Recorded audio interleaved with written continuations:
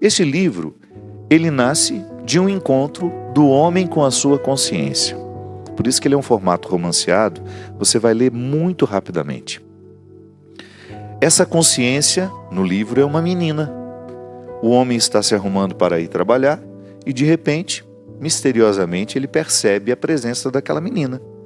E como ele já estava arrebatado, ele já estava vivendo um momento de êxtase, ele não questiona como que aquela menina foi parar ali dentro.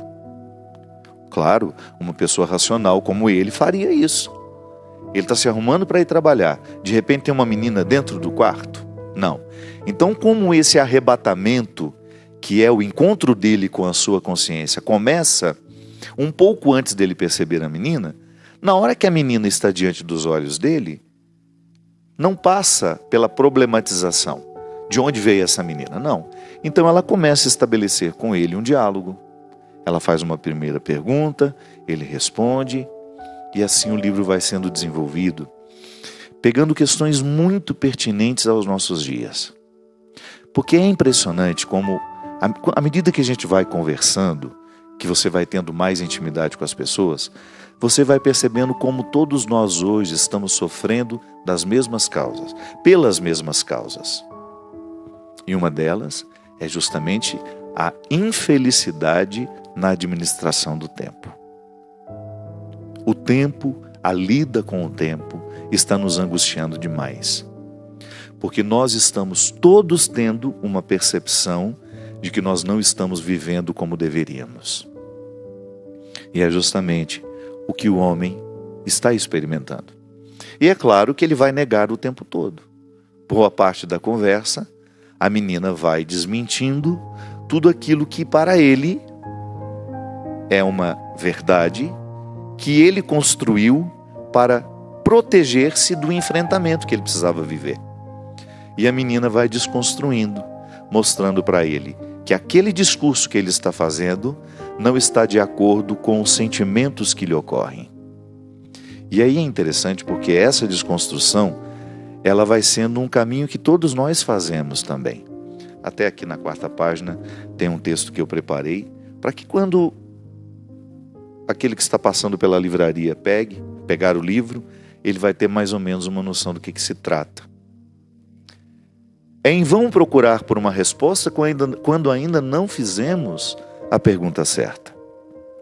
O conflito seguirá infértil se não receber o benefício da lucidez que só o enfrentamento das perguntas proporciona.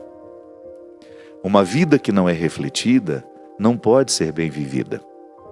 Só o debruçar reflexivo sobre nós é capaz de reorientar a coerência, desfazer os equívocos e estabelecer o julgamento que nos coloca diante dos dilemas fundamentais. Quanto nos custa ser quem somos? Tem nos custado muito alta a fatura das emoções? Muito alto. Estamos satisfeitos com o que escolhemos ganhar e perder? Somos fiéis ao que nos pede o coração? Não nos apressemos em responder. É preciso conviver com as questões, olhá-las nos olhos, permitir que suas arestas desconfortáveis encontrem os encaixes na alma ferida.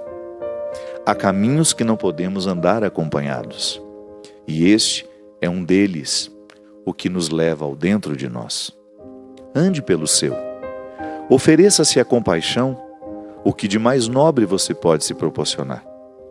É sob a sua tutela amorosa que você descobrirá que a vida pode ser diferente e que nunca é tarde para reorientar a sua história. Ouça o que você tem a dizer-se. Recolha-se com este livro nas mãos. Nele há um itinerário para os que pretendem renascer. Aceite este convite. Não espero que o outro lhe dê aquilo que só você pode se oferecer.